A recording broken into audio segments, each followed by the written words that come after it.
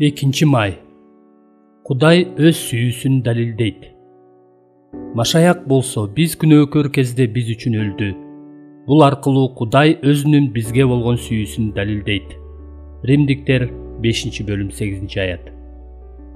Бул сүйлөмдө далилдейт деген сөз учур чакта жана өлдү деген сөз өткөн чакта жазылганын байкаңыз. Машаяк болсо биз күнөөкөр кезде биз үчүн өлдү. Бул аркылуу Кудай өзүнүн бизге болгон сүйүүсүн далилдеп жатат. Бул учур чактагы далилдөө бүгүнкү күнгө чейин уланып келе жаткан иш-аракет экенин билдирет жана келечекте дагы улана берет.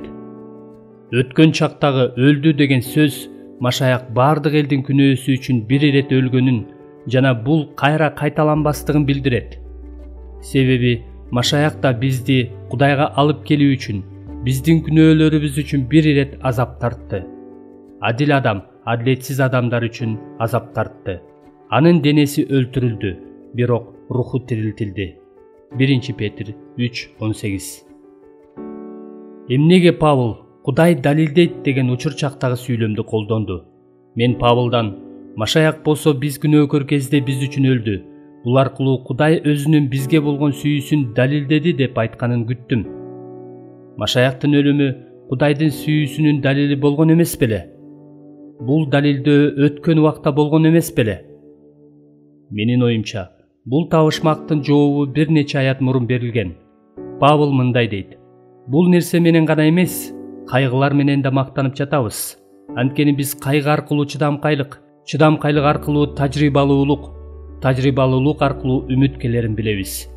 Ал эми үмүт уят кылбайт, анткени Кудайдын сүйүүсү бизге берилген ыйык рух аркылуу жүрөгүбүзгө төгүлгөн. Римдиктер 5-бөлүм 3-аяттан 5-аятка чейин. Башкача айтканда, Кудай бизди ушунун бардыгына жетелеп барганынын себеби бул үмүт. Ал бардык кыйынчылыктарга карабастан бизде бекем үмүт болушун каалайт. Бирок биз кантип үмүттөнүшүбүз керек? Павыл кийинки аятта мындай деп жооп берет: ал эми үмүт уят кылбайт, анткени Кудайдын сүйүүсү бизге берилген ыйык рух аркылуу жүрөгүбүзгө төгүлгөн. Римдиктер 5:5. Кудайдын сүйүүсү биздин жүрөгүбүзгө төгүлгөн. Бул этиштин чагы Кудайдын сүйүүсү биздин жүрөгүбүзгө өткөн чакта жана азыркы убакта дагы төгүлөрүн билдирет. Кудай чынында бизге болгон сүйүүсүн өзүнүн жалгыз уулун биздин кылган күнөөлөрүбүз үчүн өлүмгө берүү менен далилдеди.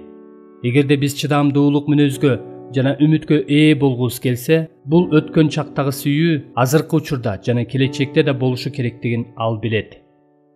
Ошондуктан бул сүйүүнү ал Голгофада гана далилдеген эмес, ал рух аркылуу биздин жүрөктөрүбүздө далилдеди.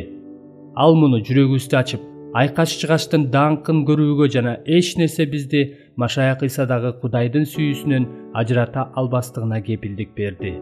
Римдиктер 8-бөлүм 38-39 аяттар.